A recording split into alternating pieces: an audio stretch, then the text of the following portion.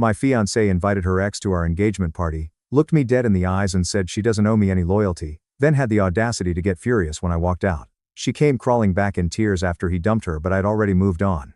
Hi Reddit, so my fiancée's ex just showed up at our engagement party. Turns out she invited him herself. Here's the full story. So, I'm 31 male, a civil engineer, been with my fiancée Naomi, 29 female for 4 years. We got engaged 8 months ago and everything's been pretty solid. Or so I thought. We're planning this engagement party. Nothing too fancy, just family and friends at this nice venue downtown that she picked out. Everything was going smooth. We're sitting at my kitchen table going over the guest list. She's got her laptop out making the invitations. I'm double checking the head count for catering. Normal couple stuff, right? Then she just casually drops this on me. Oh, I'm inviting Dan, too. I look up from my notes. Dan? Your ex Dan? She doesn't even pause typing. Yeah, he's important to me. He was there for me before you were. Then she gives me this look. You know the one where they're testing you? And goes. You're not insecure, right? Now listen, I'm not some jealous psycho. I don't go through her phone. I don't care if she has friends, whatever. But inviting your ex to your engagement party, that's different. That's like bringing a knife to a birthday party level of inappropriate. I kept my voice calm and said, I'm uncomfortable with that. Wrong answer, apparently. She rolls her eyes like I just asked her to explain quantum physics. This isn't your party to control, Ezra. I don't owe you loyalty. We're not even married yet. Stop acting like I belong to you, dude.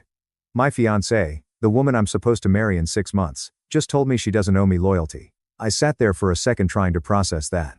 Like, what do you even say to that? We're engaged. We've been together for 4 years. We have a joint bank account and she's on my lease, but she doesn't owe me loyalty because we're not married yet. I took a breath and just said, do whatever you think is appropriate. She smiled like she'd won some kind of victory and went back to her typing. Great. I knew you'd understand. Dan's really excited to catch up with everyone. The rest of the evening was weird as hell. She was texting someone constantly. I'm assuming Dan. And giggling at her phone every few minutes. Like genuinely giggling.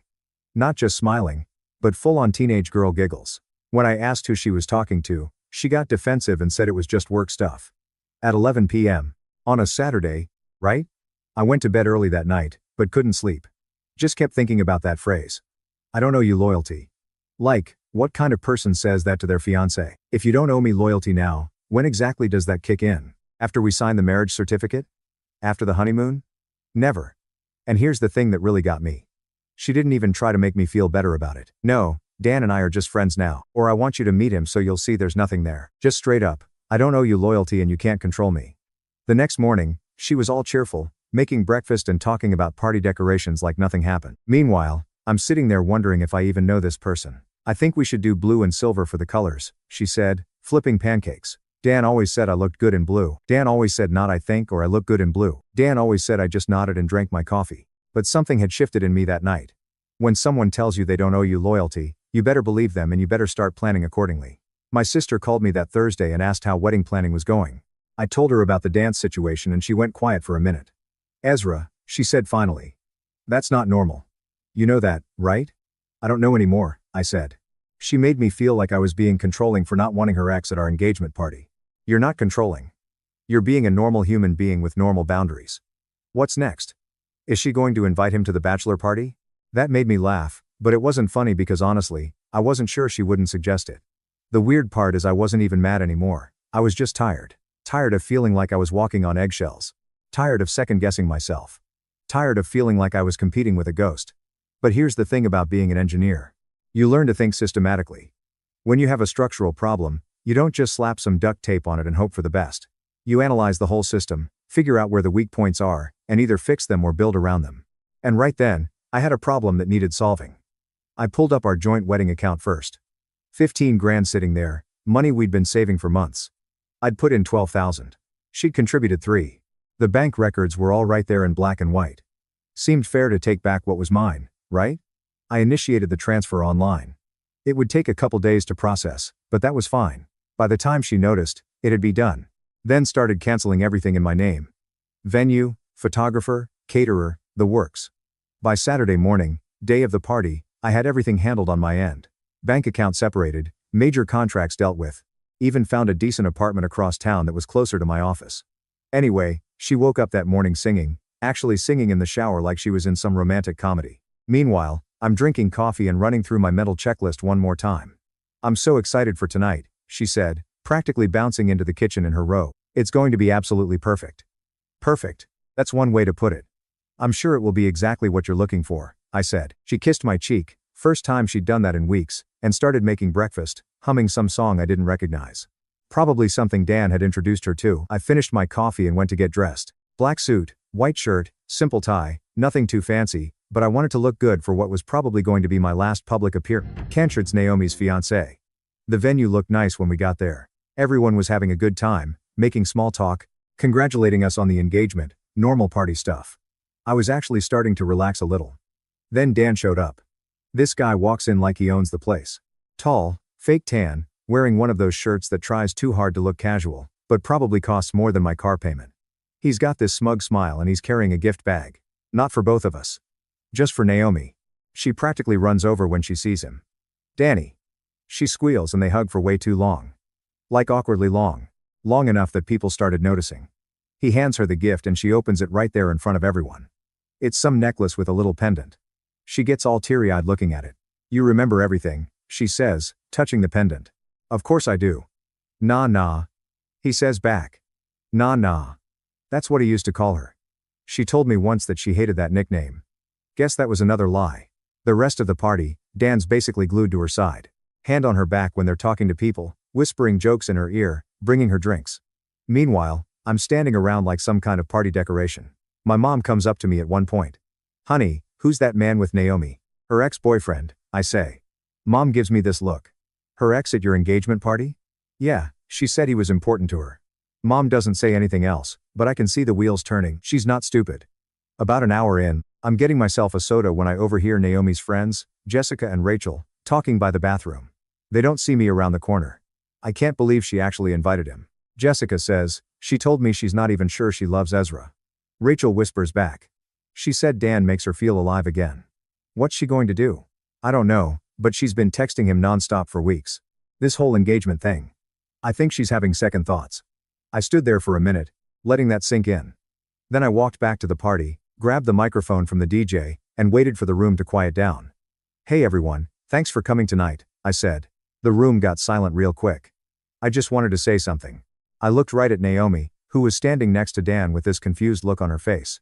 To Naomi, may you find exactly what you're looking for because clearly it isn't me. Then I handed the mic back to the DJ and walked out. Didn't run, didn't make a scene, just walked. Behind me, I could hear people starting to murmur and Naomi calling my name. But I kept walking to my car, got in, and drove home. My phone started buzzing before I even got out of the parking lot. First a text, then another, then it just started ringing nonstop. I turned the ringer off and drove home in silence. When I pulled into my driveway, I sat in the car for a minute, just breathing. The house looked the same as when we'd left 2 hours ago, but everything felt different now, like I was looking at someone else's life.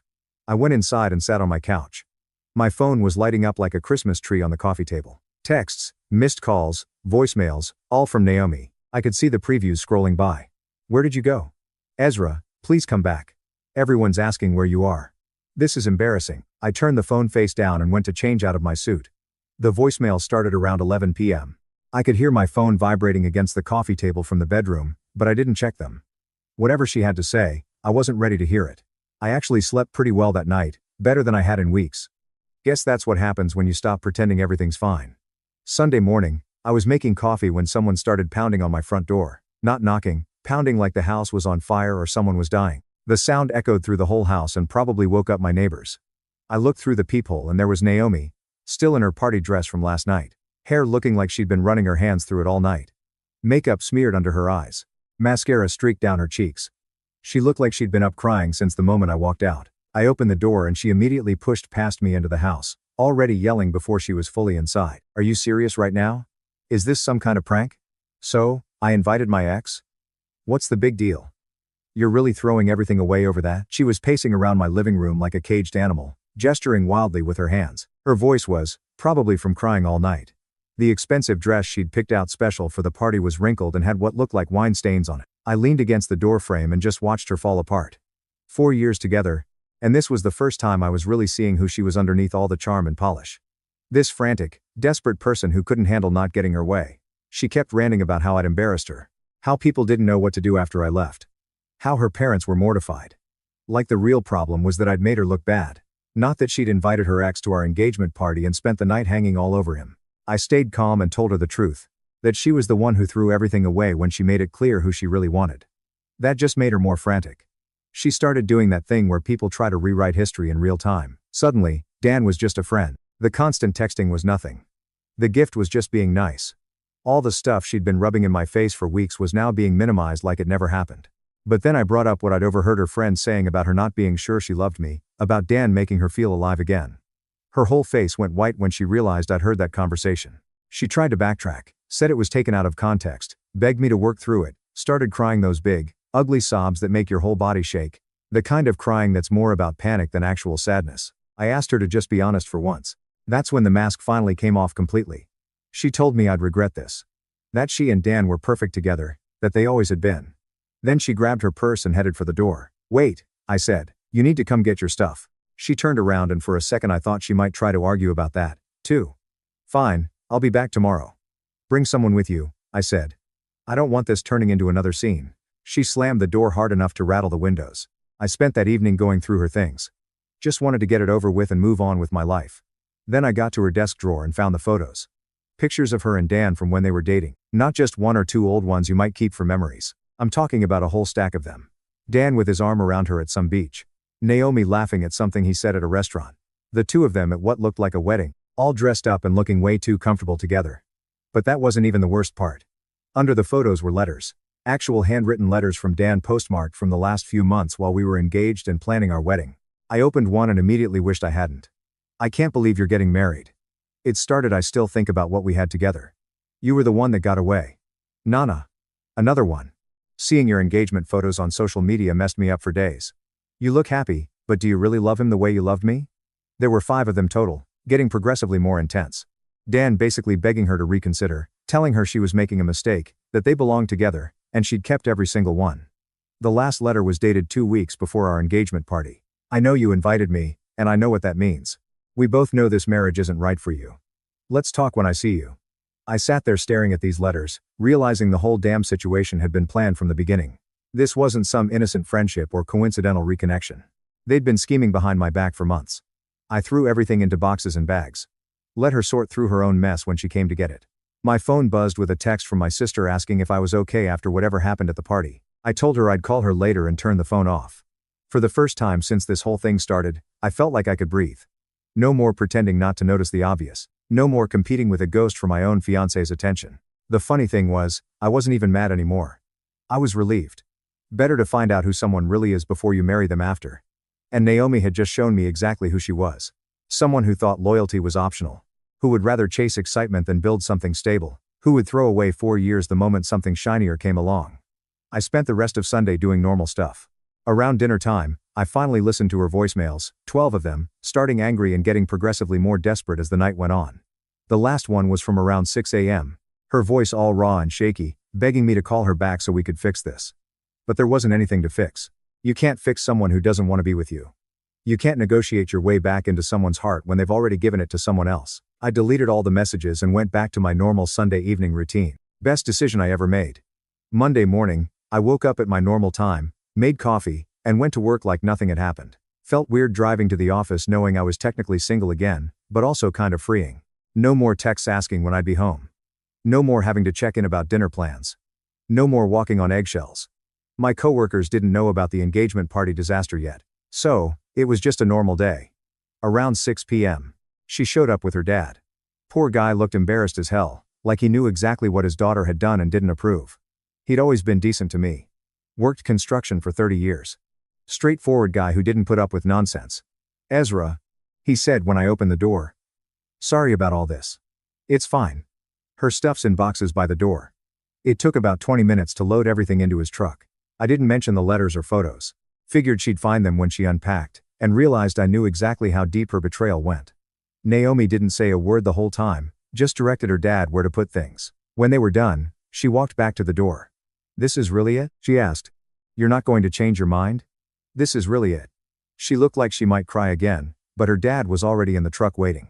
She got in without another word and they drove. The following week, things started getting interesting.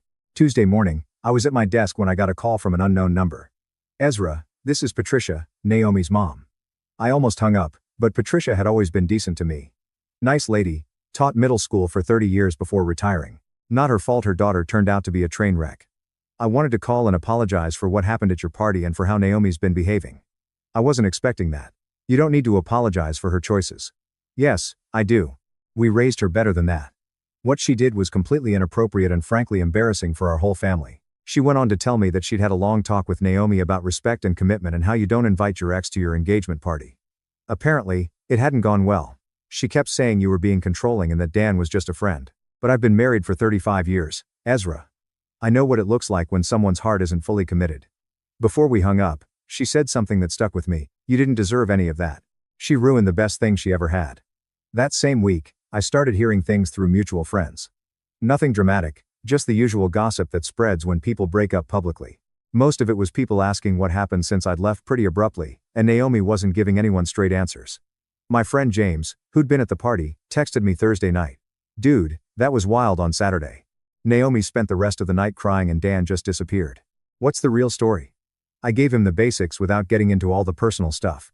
He responded with, "Wow. That's rough. But honestly, the whole Dan thing was weird to watch. Everyone was talking about it. Turns out I wasn't the only one who thought the whole situation was inappropriate. Multiple people had commented to each other about how strange it was that her ex was there, how he was acting way too familiar with her, how uncomfortable it made everyone feel. The really interesting news came Friday afternoon. My sister called me laughing. You need to hear this. She said Jessica just texted me. Dan dumped Naomi yesterday. I almost choked on my coffee.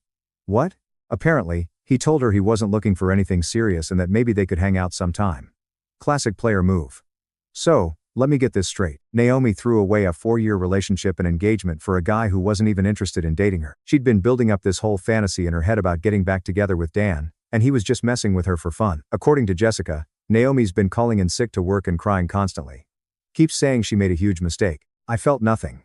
Maybe I should have felt bad for her or vindicated or angry. But mostly, I just felt tired, like this whole drama was finally over and I could move on with my life. Meanwhile, the gossip mill kept churning. Word was getting around about what had happened at the engagement party, and apparently it wasn't reflecting well on Naomi's professional reputation. She worked in PR, where image and relationships matter a lot. Having your engagement fall apart publicly, because you invited your ex doesn't exactly scream good judgment to potential clients. I heard through James, who knew someone at her company, that she'd lost 2 major clients who decided they didn't want to work with someone whose personal life was such a mess. Her boss had also quietly moved her to a smaller team handling less important accounts. Turns out being a public relations rep who can't handle her own public relations is kind of a career liability. Who would have thought? I spent that weekend apartment hunting and found a decent 1-bedroom place about 10 minutes closer to work. The rent was a little higher than what I'd been paying, but with the promotion, I could easily afford it. Sunday evening, I was packing up some of my stuff when I got a text from an unknown number. At first, I thought it might be Naomi trying to reach me from a different phone, but it turned out to be Dan. Hey, man. Sorry about everything that went down. Naomi told me you guys broke up. Didn't mean for things to get complicated. I stared at that text for a minute. This guy had spent weeks trying to break up my engagement, succeeded, then dumped my ex-fiancée when he got what he wanted, and now he was apologizing like it was all just some innocent misunderstanding. I deleted the message without responding. Some people aren't worth the energy it takes to tell them what you really think. 2 months after the engagement party, I was settled into my new apartment and honestly loving life. I'd been hitting the gym regularly for the first time in years. Nothing crazy, just basic lifting and cardio 3 times a week. Turns out, when you're not spending every evening walking on eggshells around your partner, you have time for things like taking care of yourself. I wasn't dating anyone, wasn't really looking either. After 4 years with someone who turned out to be completely different than I thought, I was enjoying just being by myself for a while, learning what I actually like to do when I wasn't constantly negotiating with someone else about everything. Life was simple, predictable, drama-free. I should have known it wouldn't last. Tuesday evening in late November, I was getting home from the gym when I saw a familiar car parked in the visitors section of my apartment complex. Silver Honda Civic with a dent in the rear bumper from when Naomi had backed into a mailbox 2 years ago. My stomach dropped. I hadn't heard from her in over a month. Not since those desperate voicemails the week after the party. I grabbed my gym bag and headed for the elevator, hoping she hadn't seen me. No such luck. As soon as I hit the call button, I heard her voice behind me calling my name. I turned around. She looked different. Thinner. Like she hadn't been eating much. Dark circles under her eyes that makeup couldn't quite hide. Her hair was shorter than I remembered, cut in one of those dramatic styles women get when they're trying to reinvent themselves after a breakup. She asked if we could talk. Against my better judgment, I let her come up to my apartment. She looked around like she was seeing a museum exhibit, commenting on how nice the place was. I stayed standing while she sat down on my couch without being invited. The whole performance was predictable. She'd made a huge mistake, the biggest of her life. Dan had used her, never wanted a relationship, just wanted to see if he could break us up. When he succeeded, he got bored and moved on to someone else. She started crying, not the angry tears from that morning at my old house, but the quiet, defeated kind that made her whole body slump. She threw away everything good in her life for someone who didn't even care about her. 4 years together, our future, all our plans gone for nothing. Now she wanted to make it right. We could work through this, couldn't we? We were good together, we were happy. We were planning a wedding, for crying out loud. I reminded her about the loyalty comment, about her telling me Dan was better than me, about her choosing him publicly in front of everyone who mattered to us. Each point made her flinch like I was hitting her with a physical blow. She had an excuse for everything. She was confused. Dan was in her head. She was angry and lashing out. People make mistakes, that's what love was supposed to be about. Forgiveness and second chances. I looked at her sitting there on my couch crying over the consequences of her own choices and felt absolutely nothing. No anger, no sadness, no urge to comfort her or make her feel better. Just emptiness where all those feelings used to be. The whole thing was pathetic, really. She'd only figured out I was the love of her life after her first choice kicked her to the curb. Now she wanted to come back to the backup plan, go to counseling, do whatever it took to fix things. When I told her no, she looked genuinely shocked, like she couldn't believe I wouldn't take her back after everything she'd put me through. She tried the guilt trip 4 years together and I wouldn't even try to work things out. I explained that there was nothing to work out. She'd shown me who she really was. And I believed her. She didn't make a mistake. She made a choice. A series of choices, actually. And now she got to live with the consequences. She grabbed her purse and headed for the door, then turned back with one final attempt at manipulation. I was going to regret this, she said. She was the best thing that ever happened to me. No, I told her as I opened the door. You leaving me was the best thing that ever happened to me. She left without another word. I closed the door, locked it, and went back to my normal Tuesday evening routine. Made dinner, watched the news, went to bed at a reasonable hour. For the first time since this whole thing started, I felt completely at peace with my decision. There's something liberating about having someone show their true colors so clearly that you never have to wonder what if about the relationship. The funny part was how obvious her game plan had been. Wait for me to get over the initial hurt, then show up looking vulnerable and remorseful. Expecting me to welcome her back with open arms, like I was some kind of emotional doormat who'd just been waiting around for her to realize her mistake. But I wasn't the same guy she'd left 2 months ago. That guy might have taken her back. Might have convinced himself that everyone deserves a second chance. Might have been grateful just to have someone familiar in his life again. This guy knew better. This guy had learned that when someone shows you they think loyalty is optional, you believe them, and you don't give them another chance to prove it again. I spent the next few days wondering if she'd try again. Show up at my office. Send letters, get mutual friends to plead her case, but nothing came. Maybe she finally understood that some bridges can't be rebuilt once you burn them down. Or maybe she just found someone else to play backup plan for her next relationship disaster. Either way, it wasn't my problem anymore. The best part was realizing I didn't miss her at all. I missed the idea of having a partner, sure, but I didn't miss her specifically. What I had now was better. Peace, stability, the freedom to build my life exactly the way I wanted it. And if someone came along who actually appreciated that life and wanted to be part of it, great. But I wasn't settling for less ever again. Some lessons are worth learning the hard way. 6 months after the engagement party disaster, I was doing better than I'd ever been. Work was going great. The promotion had led to even bigger projects. And I was building a reputation as someone who could handle complex structural challenges. And I met someone, her name's Tiffany, who worked as a teacher at the elementary school near my office. We'd met at a coffee shop when she was grading papers and I was working on some project plans during lunch. She seemed normal. No drama, no ex-boyfriend baggage, just a regular person who liked movies and hiking and didn't feel the need to test my boundaries every 5 minutes. Saturday afternoon, we were at the big supermarket downtown. We were in the pasta aisle when I saw her. Naomi, standing about 20 feet away, holding a basket and talking to some guy I didn't recognize. Tall, decent looking, wearing an expensive jacket that probably cost more than my monthly car payment. My first instinct was to turn around and go the other way. I didn't need this drama in my life, and I definitely didn't want Tiffany getting dragged into whatever scene Naomi might try to create. But it was too late. She'd already spotted me. I steered the cart toward a different shelf, hoping Naomi would just mind her own business. No such luck. She called my name across the aisle like we were old friends, then walked over with her new guy trailing behind, looking confused about why they were approaching strangers. Naomi looked Tiffany up and down and made some comment about how I'd already met someone that it didn't take long. I introduced them politely, but Naomi ignored Tiffany completely. Then she launched into her whole performance. She'd met someone, too. This guy, Simon, who was standing behind her looking increasingly uncomfortable. But she couldn't just leave it at that. I forgot to introduce you properly, Simon, she said with that sharp edge I remembered from our worst fights. This is my ex, Ezra. We used to date. Well, we were going to get married until he decided to throw everything away just because he's an insecure person who can't handle his girlfriend having male friends. The grocery store suddenly felt very quiet. Tiffany's hand found mine and squeezed gently. Not possessive, just supportive. Simon looked from Naomi to me and back again, clearly having no idea what he'd walked into. When I mentioned that she'd invited her ex to our engagement party and spent the night hanging all over him, Simon's expression changed completely. What is wrong with you? He asked Naomi. You're actually insane. He walked away without another word, leaving his basket right there in the middle of the aisle. We could see him through the store windows, getting into his car and driving off. Naomi stood there for a second, watching him leave. Then she turned back to me with tears starting to form in her eyes. Well, you're happy now, aren't you, Ezra? I looked at this woman who'd been the center of my world for 4 years, who I'd planned to marry and have kids with and grow old with, who'd thrown it all away for a guy who dumped her the second he got what he wanted, and now she just sabotaged another relationship because she couldn't handle seeing me move on. I'm not happy or unhappy about what just happened, I said. That's between you and him. You turned him against me. I told him the truth. What he did with that information was his choice. Tiffany tugged gently on my arm. Maybe we should go, she said quietly. As we walked toward the checkout, I could hear Naomi behind us, but I didn't turn around. Whatever else she had to say, it wasn't my problem anymore. So, Tiffany said as we loaded our groceries onto the conveyor belt, that was your ex. That was her. She seems intense. I laughed. That's one word for it. Do you want to talk about it? I thought about that as we waited in line. Did I want to rehash the whole story?